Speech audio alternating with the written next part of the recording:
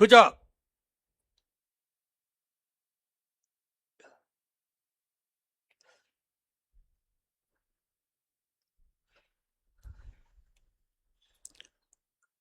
గలతీయులకు రాసిన పత్రిక మొదటి అధ్యాయం. దయచేసి అపోస్తులుడైన పౌలు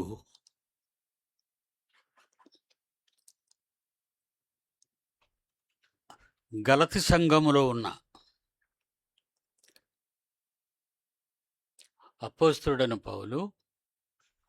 గలతి సంఘములో ఉన్న వారికి ఈ లేఖ, దేవుడు వ్రాయించిన ఈ లేఖ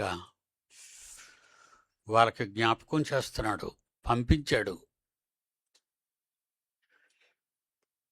గలతి సంఘంలో క్రైస్తవులు అనిపించుకున్న వారే తేడాగా ఉన్నట్టు పౌలు గారు గ్రహించారు. ఇక్కడ ఎలాంటి తేడా వచ్చిందంటే,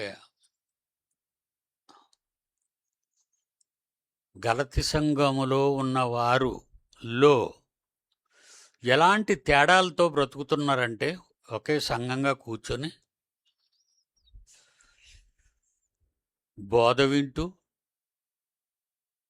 పౌలు గారి బోధ వింటూ, పౌలు గారు వెళ్ళిపోయిన తర్వాత